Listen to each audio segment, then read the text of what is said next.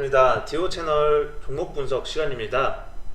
이번 종목 분석은 최근에 이제 매각 관련된 이슈로 시장에서 관심을 받고 있는 한샘이라는 종목에 대해서 분석을 해보는 시간을 갖도록 하겠습니다. 그래서 한샘이라는 종목은 어떻게 보면 우리나라 국내 가구 업계 중에서 상당히 브랜드 네이밍이 유명한 회사고, 그리고 실제로 많은 분들이 알고 있는 회사지만 최근에 좀 각광받지 못한 면이 없지 않아 있었는데, 이 뉴스 기사 내용이 나오면서 다시 한번 시장 관심을 받게 돼서 이렇게 영상을 찍게 됐습니다. 그리고 항상 말씀드리지만 이 영상에서 저의 개인적인 판단을 활용해서 저의 개인적인 의견으로 투자 시에 활용하시는 이 시청자분들은 모든 투자의 판단에 대한 책임은 본인에게 있다라는 것을 정확히 인지를 해주시고 영상을 봐주시면 감사하겠습니다. 그래서 일단 이 한샘이라는 종목에 대해서 간단히 좀 말씀을 드리자면, 코스피에 현재 상장되어 있는 종목이고요. 시가총액은 금일 기준으로 3조 4,477억 원, 코스피에서 94위의 시가총액을 가지고 있습니다. 그래서 이 종목을 제가 말씀 안 드려도 어떤 회사인지 다들 아실 텐데, 주요 사업으로는 부업 가구 제조, 유통 및 인테리어 가구 등 유통업, 토탈 홈 인테리어 패키지를 제공하는 리모델링 사업, 아이템 사업을 영위하는 회사입니다. 전국적으로 매장도 상당히 많이 있고 온라인으로도 서비스를 확대하고 있는 그런 과정에 있는 기업이에요. 그래서 그렇게 좀 알아주시고, 일단 이 종목 차트를 보자면 사실상 지루한 흐름이 이어졌던 그런 시점에서 매각에 대한 모멘텀이 강하게 확인되면서 어제와 오늘 급격하게 시세를 분출한 그런 종목이죠. 그래서 이 종목이 어떠한 모멘텀을 보유를 하고 있고 향후에 추가적인 상승이 가능할지 그런 내용들에 대한 분석을 해보도록 하겠습니다. 그래서 이 종목의 투자 모멘텀으로 첫 번째로는 상승 가능한 그런 모멘텀으로는 첫 번째로 이 사모펀드에 대해서 매각을 추진하고 있는 것들, 그리고 이 조창걸 명예회장 외에 특수관계인 7인의 지분 및 경영권을 모두 사모펀드의 운용사에 넘기는 양해각서를 체결했다라는 그런 기사 내용이 있어요. 그래서 좀 간단히 써드리면,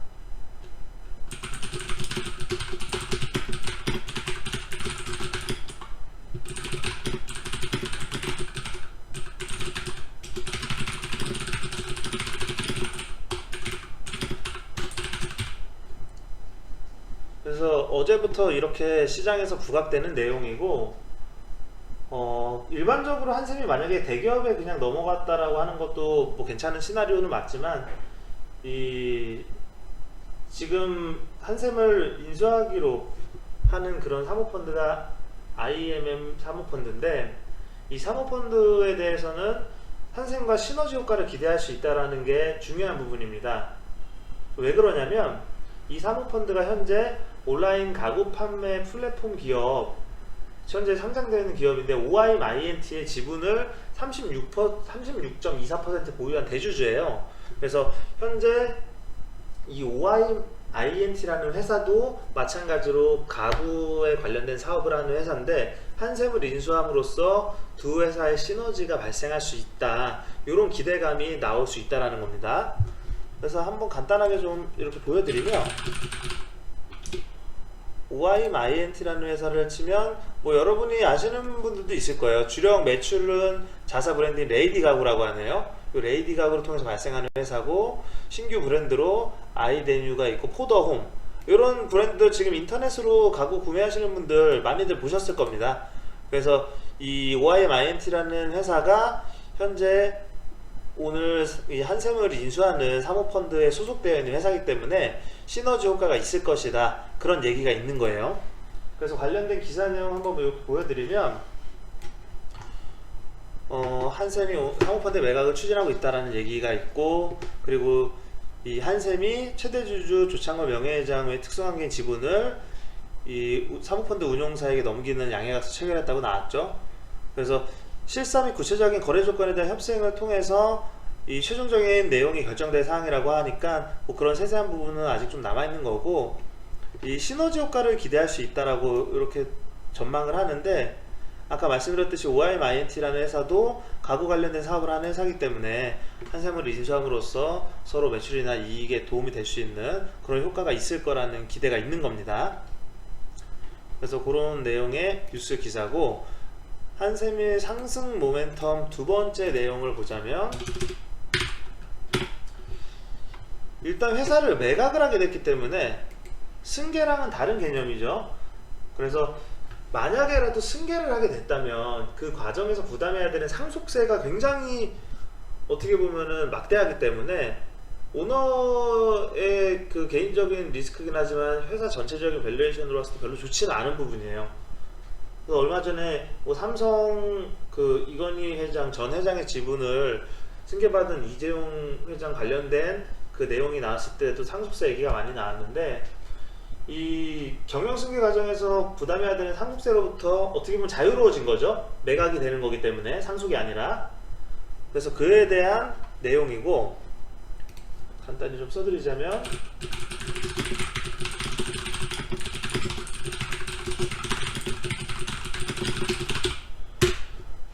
모르시는 분들이 있어서 말씀드리지만, 기업을 우리나라에서 이제 기업을 승계할 경우에 최대주주 주식 할증 평가라는 게 있어요. 그래서 거기에 해당이 되면 최고 세율을 60%까지 적용을 받을 수가 있습니다.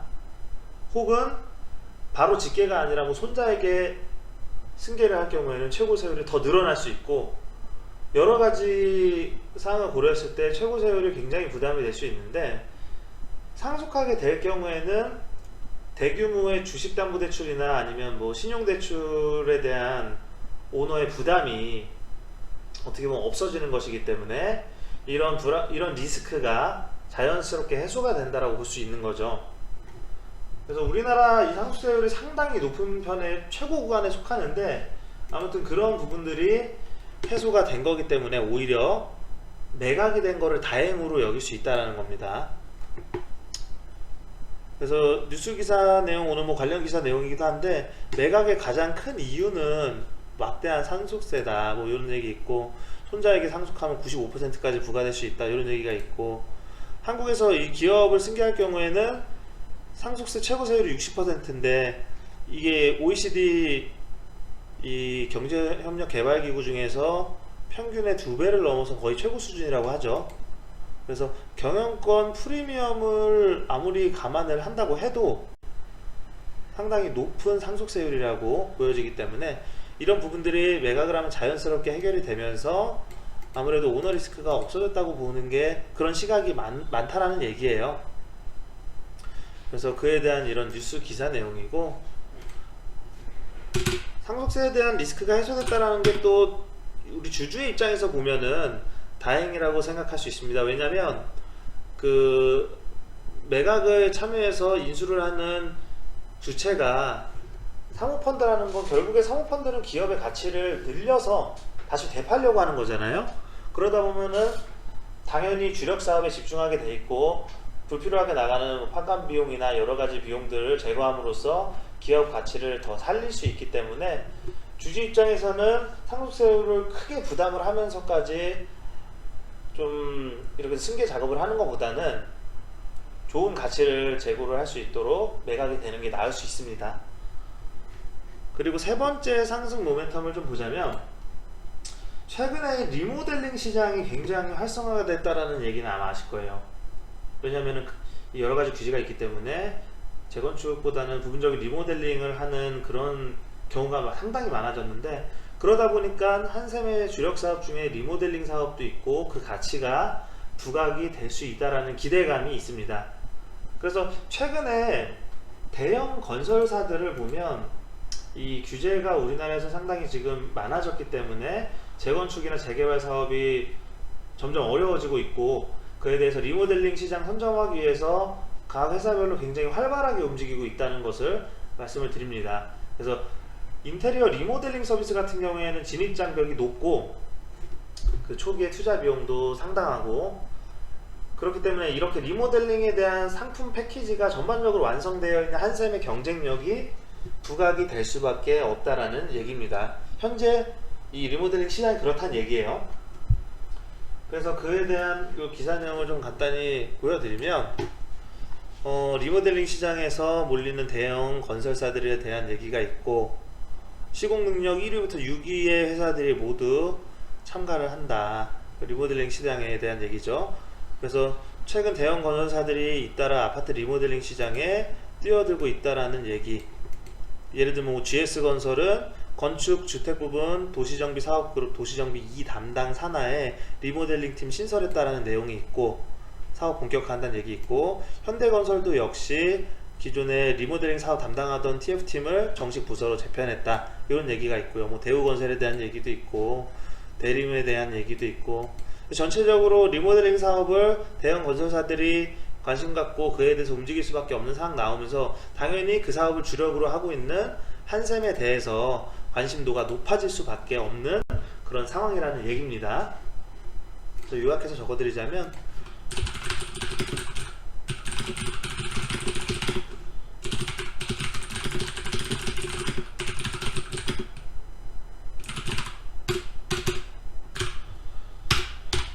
주력 사업인 리모델링 사업 가치가 부각될 수 있다라는 그런 기대감. 그리고 마지막으로 네 번째 상승 모멘텀은 이 리하우스 부분의 성장, 그러니까 리모델링 사업 부분의 성장으로 지속적인 실적 향상이 기대된다라는 내용인데, 만약에 한샘이 그냥 단순하게 가구 제품만 판매를 했다면 시장의 변화에 맞춰서 실적이나 영업이익이 증가세가 이루어지지 않을 수도 있어요. 왜냐면은 실제로 소비가 좀 다소 더딘 불경기가 된다든지, 아니면은 이런 시대적인 상황을 잘못하면 이 한샘 같은 사업을 영위하는 회사들의 매출이 꺾일 여지가 분명히 있거든요. 근데 최근에 이제 이 온라인 라이브 커머스 론칭도 하고, 그냥 오프라인에서 가구만 파는 게 아니라 온라인에서도 라이브 커머스 론칭하고, 그리고 또 최근에 하나은행과 협업을 해서 출시한 상품이 있는데, 뭐냐면 이 상품 이름이 하나 인테리어 대출이라는 상품이에요. 그래서 뭐냐면은 리모델링을 단순히 그냥 도와주는 게 아니라, 처음에 리모델링 할 때 견적을 내고 비용을 계산하는 그런 과정이 있을 거 아닙니까? 그런 비용 조달 과정부터 제품에 대한 상담이나 구입, 전체적인 부분에 대한 모든 과정을 서비스화를 한 거예요. 그래서 비용 조달부터 제품 판매까지 합쳐진 상품이 나왔다는 거예요. 은행이랑 연계를 해서.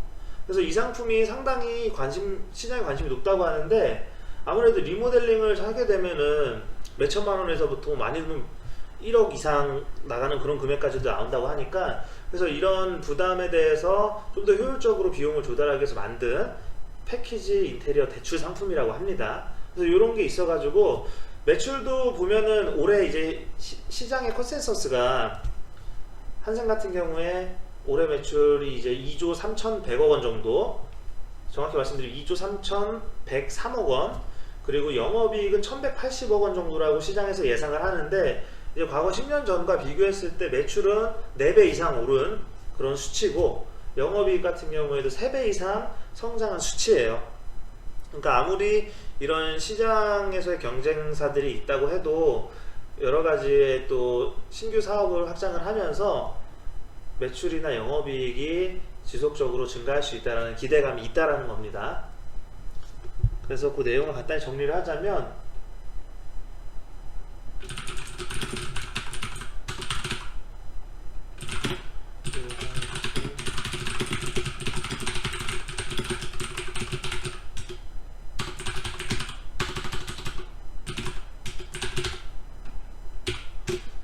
관련 기사를 한번 보여드릴게요. 저도 이제 이 종목을 보면서 좀 알게 된 상품인 건데, 실제로 이 은행 대출부터 시공까지 원스톱으로 진행할 수 있는 그런 상품이라는 거고, 여기 나와 있죠. 모바일을 통해서 리모델링 할 수 있는 은행 대출 상품이라는 거고, 원스톱 서비스예요. 모바일로 가능하니까.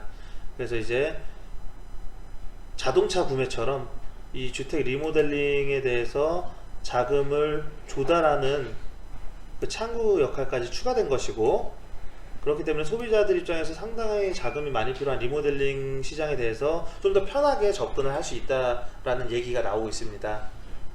그래서 이런 이 리모델링 사업도 그렇고, 또 전국적으로 이 온라인 한샘몰 안에서 라이브 커머스가 론칭이 됐는데 또 이 전문 호스트가 제품에 대해서 판매를 하고 뭐 여러 가지 작업들이 이루어지면서 이 신규 사업의 확장이 전반적으로 활발하게 되고 있다, 그런 내용입니다. 왜냐면 온라인 라이브 커머스 같은 경우에는 이 코로나 때문에 매장에서 직접적으로 이 대면으로 구매를 하지 못하는 고객을 위해서 이런 상품을 만들었다고 해요.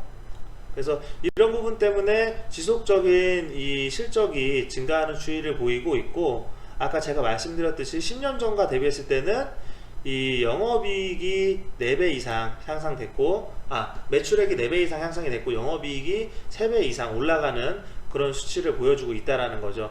그래서 지금 한샘에서는 전반적인 국내 시장에서의 내수는 상당히 양호한데 유일한 고민이 이제 해외 판매 부분이라고 해요. 그래서 해외 법인에서 이 전체적으로 회사의 매출에 크게 기여하는 부분이 없기 때문에 이 부분에 대해서 추가적으로 만약에 보완이 되고 결과를 낸다면 훨씬 더 좋은 그런 외형 성장이 이루어질 수 있다, 이런 기대감이 있다고 합니다. 그래서 전체적으로 이제 요약을 하자면 이 최근에 한샘의 상승 모멘텀과 내용들은, 그런 추가적인 모멘텀들은 사모펀드에 대해 매각을 하는, 그래서 시너지 효과가 날 수 있다는 기대감, 그리고 대주주가 승계 과정에서 일어날 수 있는 이 여러 가지 비용들, 상속세를 포함한 여러 비용들로부터 회사가 자유로워질 수 있다는 내용, 그리고 리모델링 시장이 최근에 굉장히 활성화되고 있는데 한샘의 주력 상품이 이제 리모델링 사업도 있다 보니까 모멘텀이 부각이 될 수 있다라는 거고, 마지막으로 이 신규 사업, 온라인 라이브 커머스 사업이나 리하우스 사업으로 인해서 매출이 꾸준하게 증가하고 있다, 이런 부분들이 합쳐져서 한샘의 주가 방향성을 좀 상승의 가능성이 높다, 이렇게 판단을 한다는 겁니다. 그래서 최근에 차트를 보면 사실상 다른 종목들이나 다른 섹터의 이런 등락률에 비해서는 한샘 같은 경우에는 굉장히 지지부진한 움직임이에요. 왜냐면은 코로나로 인해서 최저점 46,000원을 갔었던 이후로 다른 종목들 복구하는 정도의 수준에서만 상승이 이루어졌고, 그래서 12만원대가 다시 돌파되는 게 작년 7월인데 그 이후에 사실 이렇다 할 상승 구간이 없었어요. 계속 9만원에서 12만원 사이의 주가를 반복적으로 왔다 갔다 하면서 지루한 흐름이 나다가 최근에 이제 이 매각설 관련해서 급등이 나오고 있는 겁니다. 그래서 상당히 이 횡보 구간이 길었기 때문에 중간중간에 지지선의 갭을 메꾸면서 일부 조정을 받아간다면, 아까 그 기사 내용에 나왔듯이 이번에 사모펀드가 경영권 프리미엄을 얹어서 인수한 주당 가격이 20만원 이상의 가격으로 보는 그런 시각이 있기 때문에 추가적인 상승 여력은 가능하다라고 생각을 하고요. 단지 이제 이 종목 같은 경우에는 지금 단기적인 상승으로 시총 대비해서 너무 갭이 벌어졌으니까, 이 이격이 벌어진 상황이니까 중간중간에 이 장중 조정을 확인하시면서 접근하시는 게 좋다라고 생각이 됩니다. 이 종목을 뭐 너무 중장기부라고 이렇게 생각을 하시기보다는 기본적인 모멘텀이나 밸류에이션이 양호한 가운데 이 매각에 대한 기대감으로 이 사모펀드에서 매각하는 가격 부분, 그 정도 선까지 올라갈 수 있다라는 시각으로 접근하시는 게 좋다고 봐요. 그래서 이 목표 주가를 정하는 거는 이 차트상으로 기술적인 부분으로 봐서는 큰 의미가 없고, 제 생각에는 이 아까 처음에 말씀드린 대로 사모펀드에서 이 종목을 인수할 때 계산한 대략적인 가격, 지금 시장에서 뭐 한 18만원에서 20만원 사이 정도로 보고 있는데, 그 정도의 가격선이 아마 이 종목의 단기적인 상승 구간이 아닐까라고 생각을 합니다. 그래서 비중을, 이런 단기적으로 급등이 나온 종목은 너무 비중을 확대해서 접근하지 마시고요. 비중을 좀 나눠서 장중에 조정 구간이 있을 때 이렇게 비중을 좀 나눠서 매수를 들어가시는 거는 괜찮다고 생각을 해요. 최근에 수급이 양호하진 않기 때문에 다른 섹터에 비해서는 활발한 거래량은 원래 아니기 때문에 너무 이 종목에 주력으로 들어가시지는 않기를 바라도록 하겠습니다. 그래서 이 종목들 외에도 뭐 관련 섹터 종목들이 몇 개가 더 있는데, 뭐 예를 들면 현대 리바트 같은 종목도 있고 여러 가지가 있는데, 전체적으로 좀 등락폭이 크지 않은 시장이니까 이런 대량 거래는 자주 있는 상황이 아니니까 혹시라도 물리면 그 보유 기간이 상당히 길어질 수가 있어요. 그러니까 그런 거를 전체적으로 감안을 하시고 접근을 하셨으면 좋겠습니다. 그래서 오늘은 이 정도까지 내용을 마치고 또 다음에는 다른 종목으로 찾아뵙도록 하겠습니다. 감사합니다.